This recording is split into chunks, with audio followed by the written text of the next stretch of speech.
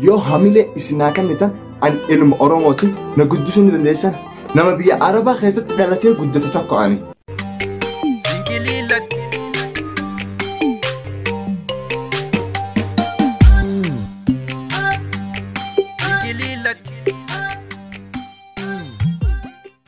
Assalamu alaikum warahmatullahi wabarakatuh. Obboleeyyan kiyya Oromoo xiqqaa guddaan akkam naguma qabdanii abdiin qaba akka nagaya naa qabdan.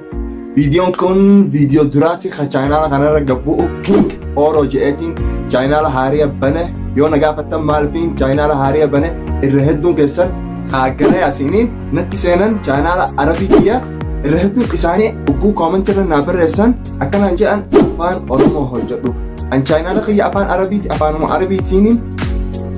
video hata wahedu irratti gabbuusa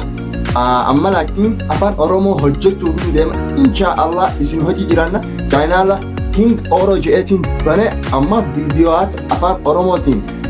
reaction afa drama afaan Oromootiin isin buusa Arabii isin moo Oromoo ittuma fufna hin guddifne yoo isin nu guddiftan subscribe if you like share gootanii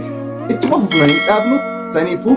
kun video dura isiniitiin hima dura maqaaqiyaa isinima maqaaqiyaa hin beeyne maqaaqiyaa waan hin jedhama Abdasaa Ahmad Umar nama biyya Arabaa keessatti dhalatee guddate tokko ani waan biyya alaa keessatti guddatee dhalate jechuun ijoollee Arabaatti hojiin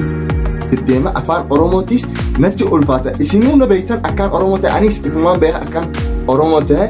akkasumatti narra laalinaa afaan kiyya kun ni ulfaata ugguu dubbadhu xiqqoolle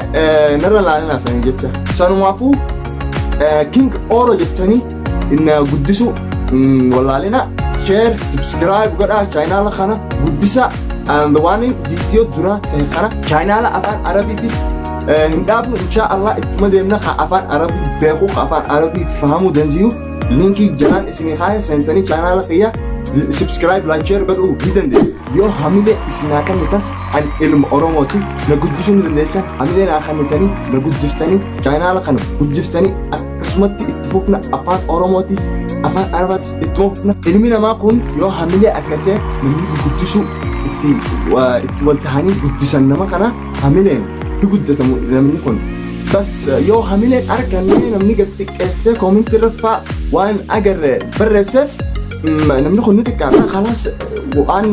godhuu fadhalle irraanfateetti ifirraa dhaaba sanimaaf isin yoo fadha hamilee naa kanna please hamilee naa kanna na guddisa akkaan waan kana waan dalagu jiru kana itti yaadee waan bareedaa waan ajaa'ibaa kana isinii maree irra guddaan viidiyoohaan kiyya ka channel Arabii gabbuusu irra hedduun reaction waan dalaga'anii diraamaa fi waan kana itti hin dalagu ammoo amma afaan Oromootiin yoo akkaan diraama dalagu feetan diraama hin dalaga bas irra hedduu channel kanarratti waan itti gabbuusu deemu reaction waan adda waan addunyaarra deemu kanaan irra gabbuusu deemu inshallah isin geessa afaan Oromootiin hatta channel khayra Arabii waan Arabiin buusefa namni afaan Arabii hin beeyne waan channel khayratti afaan Arabitti buuse irraa fuudhee afaan Oromootti jijjiiree ittiin hojjedhe akkaan isin dabarsu isin yaada keessanis naa itti ida'a koomentirratti naa barreessa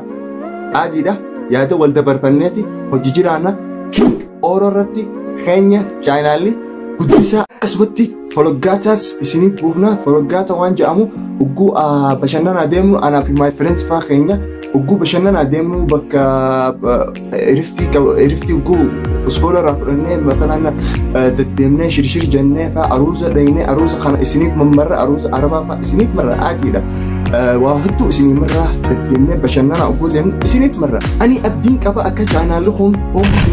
channelli kun akka Arabii bira dablu ta'u abdiin qaba Oromoo teenya naa jiraadha akkasumatti video kana jarjaraanii kaase video itti aanu inshallah video ajaa'ibaatiin isinii kaase isinii buusa akkasumatti like share subscribe waan hunda isina guddisa channel kun Oromoo teenya naa jiraadha